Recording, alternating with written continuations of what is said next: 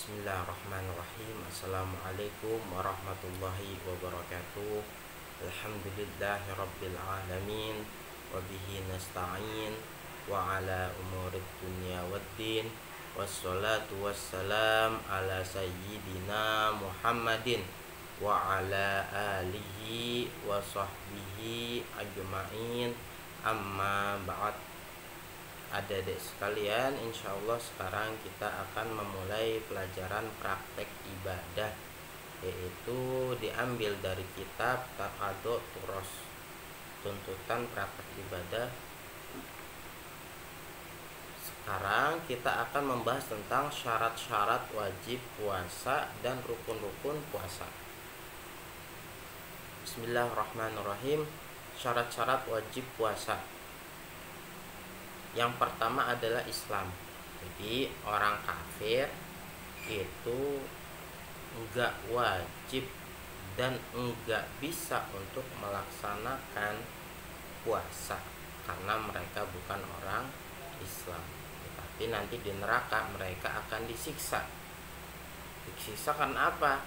Karena enggak melaksanakan puasa. Walaupun mereka ini melaksanakan puasa, puasanya enggak sah.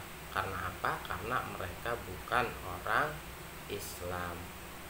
Yang kedua, baligh. Jadi sudah harus baligh, sudah mimpi basah. Paham ya? Ketika orang sudah mimpi basah, maka dia sudah wajib hukumnya melaksanakan puasa. Terus kalau orang kecil gimana puasanya? Boleh apa enggak? Tetap diperbolehkan. Sebagai apa? Sebagai tarbiyah, pendidikan bagi anak kecil tersebut. Yang ketiga adalah berakal. Jadi orang yang nggak punya akal sebab mabuk itu nggak sah puasanya. Atau ayan, tidak sadarkan diri, atau orang yang koma di rumah sakit itu tidak sah puasanya. Karena apa? Karena tidak berakal. Dan yang keempat adalah mampu mengerjakan puasa. Jadi kuat untuk mengerjakan puasa selama sehari penuh. Misalkan ada orang yang sedang sakit sehingga dia tidak kuat untuk melaksanakan puasa satu hari penuh, maka diperbolehkan tidak berpuasa. Karena syaratnya wajib puasa itu mampu mengerjakan puasa tersebut. Yang kelima adalah suci dari haid dan nifas. Jadi perempuan yang haid atau yang sedang nifas itu tidak wajib melaksanakan puasa.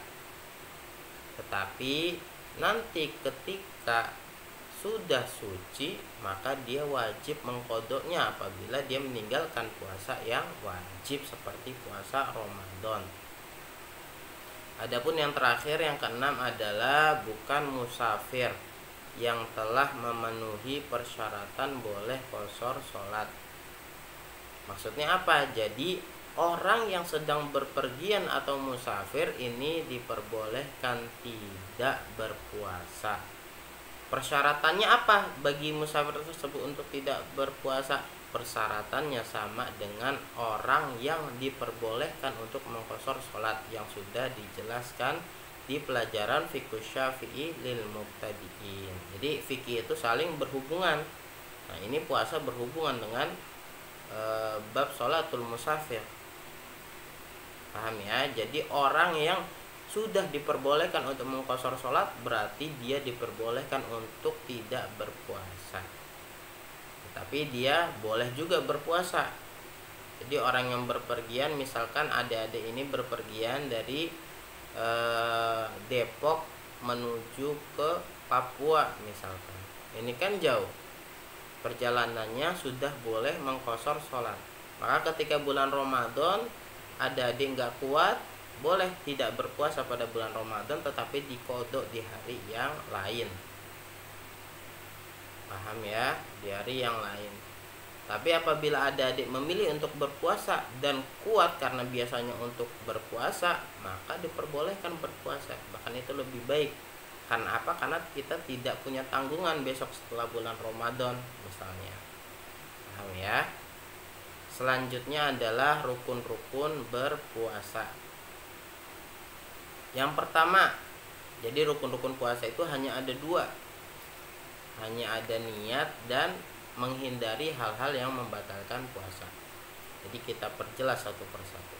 Yang pertama, niat dalam hati dengan ketentuan sebagai berikut. Yang pertama itu maksudnya niat. Niatnya di mana? Niatnya dalam hati. Karena mahallun niyah fil qalb. Tempat orang niat itu di hati. Kalau misalkan ada dia biasanya sholat raweh, terus di akhir sholat raweh bilang nawaitu sauma wadin, tetapi hatinya tidak niat, maka tidak sah besok puasanya. Karena niatnya bukan ada di dalam hati, tapi di ucapan. Sedangkan ucapan, yaitu dikatakan juga talaffuz bin niyah, itu hanya sunnah. Yang wajib niat itu di dalam hati. Ketentuannya apa? Yang pertama, untuk puasa fardu niat harus dilakukan sebelum terbitnya fajar shodiq atau sebelum azan sholat subuh. Jadi sebelum azan sholat subuh, kalau itu puasa fardu, maka harus diniatkan sebelum itu. Baik itu dilakukan pada malam hari, boleh juga setelah maghrib, boleh setelah taraweh, boleh di tengah malam, pokoknya pada malam hari. Atau misalkan lupa di malam tetapi masih bisa niat ketika sahur, itu diperbolehkan, asalkan tidak boleh melebihi fajar shodiq, niatnya itu nggak boleh. Yang kedua, puasa fardu yang melebihi 1 hari pelaksanaannya, niatnya dilakukan setiap malam. Jadi wajib niatnya itu dilakukan setiap malam pada bulan Ramadan. Paham ya? Itu namanya tabyitun niyah. Salat fardu itu niatnya harus diinapkan di pada malam harinya. Nggak boleh niatnya itu setelah subuh jam 7, itu nggak diperbolehkan. Paham ya? Ingat, puasa fardu itu harus tabyitun niyah. Maksudnya apa? Menginapkan niat. Niatnya itu dilakukan di malam harinya, batasannya sampai terbitnya fajar shodiq atau azan subuh. Yang ketiga, mencantumkan status puasa dalam puasa fardu. Misalnya puasa fardu apa? Contohnya bulan Ramadan dan puasa nadar.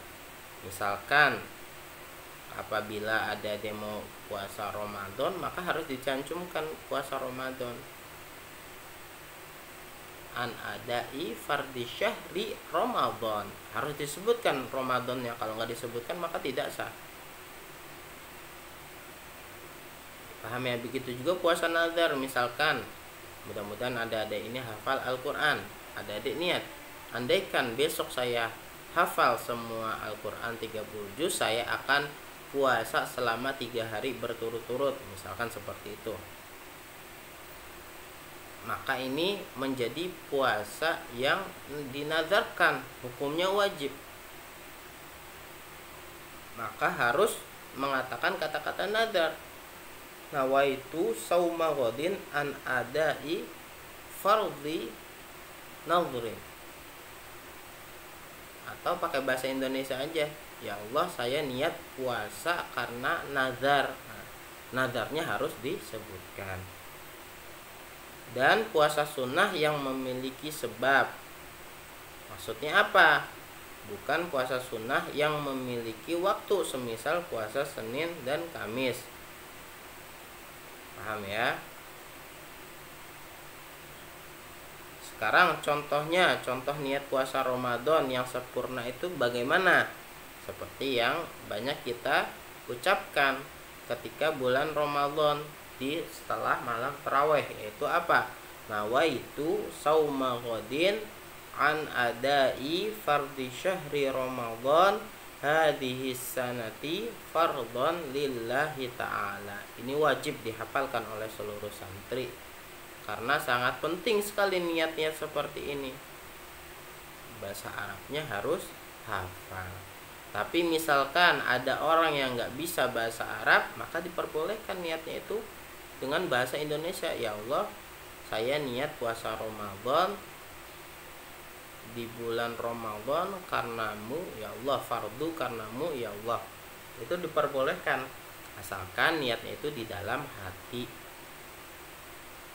Dan yang kedua, dari rukun orang yang berpuasa adalah menghindari hal-hal yang membatalkan puasa. Nggak boleh makan, nggak boleh minum. Ini nanti akan dijelaskan di bab-bab selanjutnya. Catatan penting. Nah, ini sangat penting sekali untuk diketahui para santri. Harus diperhatikan. Bila seseorang melakukan sahur atau minum agar tidak haus pada siang hari, atau menghindari hal-hal yang membatalkan puasa karena khawatir terbit fajar, maka hal itu sudah termasuk niat apabila dalam hatinya terbersit untuk berpuasa. Misalkan adik-adik ini pada hari Senin itu makannya malam, jam 2 makannya malam. Makan malam biar siang hari dan sore harinya ini kenyang. Kemudian diniatkan untuk berpuasa. Sekalian aja besok berpuasa. Langsung dia niat untuk berpuasa. Maka sudah dianggap ini niat untuk berpuasa di keesokan harinya. Paham ya? Yang kedua, bila seseorang lupa tidak niat pada malam hari, maka siangnya harinya tidak dihitung puasa, namun tetap harus menghindari hal-hal yang membatalkan puasa. Nah, ini sangat penting. Misalkan tadi dikatakan niat itu adalah rukun untuk mengerjakan puasa. Harus kalau Ramadan itu tidak boleh melebihi fajar shodiq. Kalau orang yang puasa sunnah tidak boleh melebihi niatnya itu sholat zuhur. Itu nggak boleh. Nah, andaikan misalkan di bulan Ramadan adik-adik ini lupa, sangat lupa karena ketiduran pada malam harinya, lupa tidak niat untuk puasa besok harinya, maka besok itu dia tetap wajib menahan diri dari hal-hal yang membatalkan puasa walaupun tidak dianggap puasanya, dan wajib mengqadha. Paham? Saya ulangi lagi, contoh adik-adik pada malamnya ketiduran, tidak niat pada bulan Ramadan. Maka ketika bangun itu sudah jam 7 misalkan. Maka adik-adik tetap wajib menghindari hal-hal yang membatalkan puasa, dan wajib mengqadha juga. Makanya niat itu sangat penting pada malam harinya. Atau adik-adik misalkan sudah sahur tapi nggak niat, itu juga sama. Maka nggak boleh membatalkan puasa ketika lupa niat. Tetap menjalankan puasa walaupun puasanya tidak dianggap, dan wajib mengqadha. Paham ya? Yang ketiga, pada malam pertama bulan Ramadan diperbolehkan untuk niat berpuasa Ramadan sebulan penuh. Hal ini diperbolehkan menurut mazhab Maliki. Sehingga bila suatu ketika dia lupa tidak niat puasa pada malam hari, maka boleh berpindah mengikuti mazhab Maliki dengan catatan harus mengetahui syarat rukun puasa versi mazhab Imam Maliki. Nah, ini adalah jalan keluar. Jalan keluar untuk orang-orang yang suka lupa.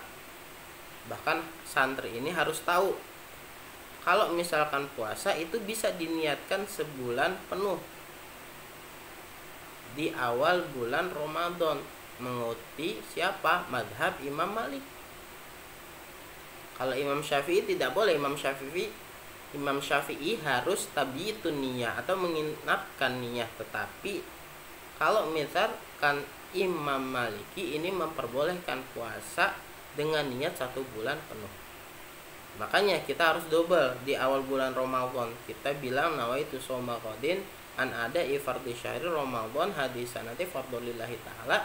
Setelah niat seperti itu, kemudian kita niatkan lagi nawaitu shauma jami'i syahri an ada fardhi syahri Ramadan hadhihi sanati fardhon lillahi ta'ala. Atau di dalam hati pakai bahasa Indonesianya aja.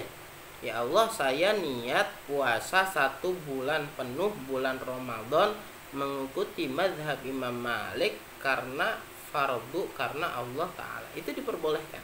Jadi seandainya kita lupa tidak niat, maka kita tetap bisa berpuasa karena di awal Ramadan kita sudah niat berpuasa 1 bulan penuh mengikuti mazhab Imam Malik.